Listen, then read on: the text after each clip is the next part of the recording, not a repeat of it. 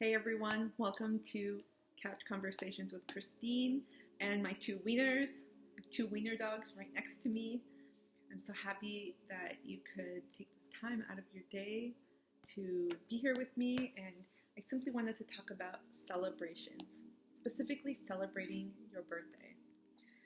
And this may seem like an unusual topic, but I think it's important to note a few things, and this is something that I really wanted to share because my birthday was on October 14th. I am a Libra baby, and I know I celebrated many other of my Libra friends. And if it was your birthday on October 14th, I celebrate you too. But I really wanted to talk about the notion of what it means to celebrate yourself, because so many people, I think, get twisted up, get tied up, maybe conflicted with expectations, with how they feel things should be, what celebration means, and not being selfish, etc.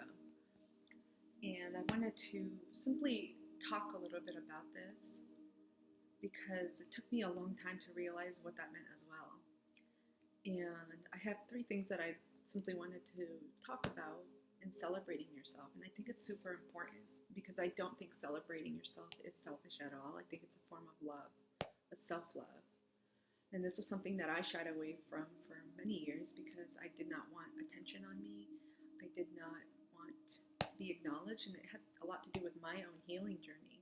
But it was finally when I was able to come to terms with that and really dig deep and basically clean out my own street, my side of the street, that I was able to realize, no, I do deserve to celebrate myself. I deserve this because I love myself. And this is a true way to just acknowledge your uniqueness, your existence in this world, and everything that you bring to it. So the first tip I have is to honor yourself with love and joy. And I have it here, right in a big bullet. And this is going to mean many different things to many different people. And I'll just give you an example because on my birthday this year, it was not what I had expected. I had to work on a long, amazing project, but it was a long day. I had pulled an all-nighter. And my birthday was spent alone for the most part because my son was at school. Well, I had my two wiener dogs too, but it was spent pretty much in isolation, but I celebrated in spirit with many beautiful friends. And when I woke up that morning, my son didn't remember my birthday, even though my dad had messaged him the night before. My son was so nonchalant about it. I even told him, hey, it's my birthday. And my son's like, oh, happy birthday. He's like, we got to go to school. I'm like, okay. So I left it off. And when I came back, my home was just quiet, still. And I felt a twinge of sadness for a moment because I'm like, I don't have anyone to celebrate my birthday with. And then I thought, you know what? I don't need anyone. I would love other people, but I don't need anyone. And so I put my favorite 80s music on and just jammed out. It was amazing. For like 20, 30 minutes, I celebrated myself. I was affirming myself. I was just so excited and happy. The wieners were scared because I brought them up and was dancing to all these 80s songs. And it was just amazing. I was happy. I started my day off on such a bright note. On top of that, those closest to me celebrated with me. I received many beautiful unexpected things that day, and I'm really grateful. You guys know who you are, and I really treasure and value my friends. It's not about gifts at all, and for me, the words matter the most, and that's something that I really take time to remember in others. If anything, I remember people's birthdays because I know that one day is special to that person. It's one day to acknowledge when they came into this lifetime, when they incarnated into this lifetime. So I especially love taking the time to celebrate others, and it's so important for me. But at the same token, when it's your birthday, it's so important to honor and to celebrate yourself with love and joy, however you define it. Think about what it means to you. For me, it simply meant having fun. And I asked myself, what did I really want? And I knew I had to work all day. I was planted on the couch for, with a few breaks during the day, but I was planted largely on the couch, focused on a very brain-intensive project. And I realized, I love dancing, so I just put the music on and danced. And then I received a few beautiful surprises that day, and it just made my day. And I was just so excited, and I bought myself flowers, which I really love. Anyone that knows me knows how much I love flowers. And I was just happy. I was really excited. I'm like, this was one of the most beautiful birthdays. Tip number 2, find acceptance in whatever life stage you are at, whether you have reached those goals you have set or not. So many people, and I've been guilty of this too, especially when I was younger, in my 20s. I'll say I just turned 39. And so many people are like, okay, by the time I turn 30, I am going to get married and have 1.5 kids and a dog and a cat and a hamster or whatever. By the time I turn 40, this is what's going to happen. I'm going to be a multi-billionaire business owner. Whatever it is, whatever these goals are. And a lot of times when we don't meet those goals, especially as they're tied to our birthday, we have a difficult time just finding acceptance, not just in where we are in life, but who we are at that moment, because we change in and throughout our lives. And I think it's really important to acknowledge that. I am not where I thought I would be at this age. I am certainly not. My son is 17. He's about to graduate next year. And that's a whole new chapter for both of us. And I'm starting my own business, and I'm working on a bunch of other things I never thought I would be involved in. And I thought, this is where I should be. And I realized the sooner I found acceptance, especially when it surrounded my own celebration of me, my own birthday, I just found a greater sense of peace and serenity. Finally, oh no, there's 2 more. Lose the expectations. Wow, this could be a whole nother video series. Expectations, letting go, letting it flow, and all of that.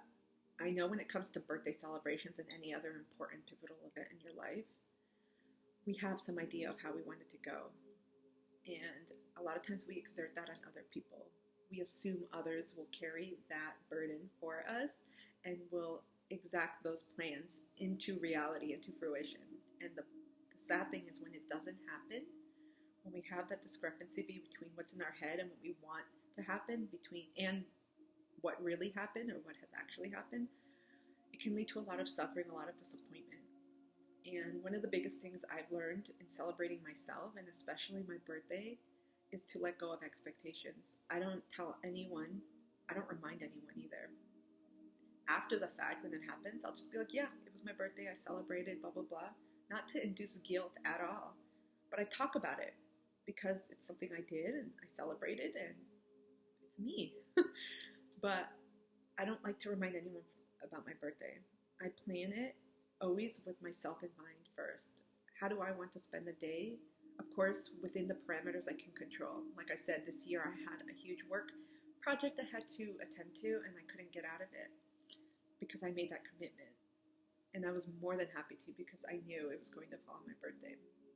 But I celebrated on another day with amazing friends who held space for me, who celebrated me for being me, and who honored me, and that was beautiful in itself.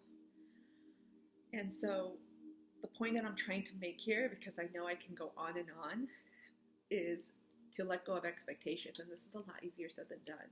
And what helped me do this is to really bring that question back to me. How do I really want to celebrate my birthday or any event?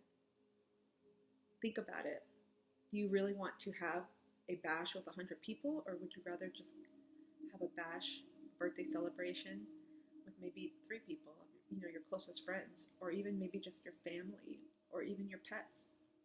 For a long time, I realized I did not like doing big birthday things. I don't really like people at my birthday that I don't know, or that I'm not very close to. I prefer intimate gatherings. And I love being casual.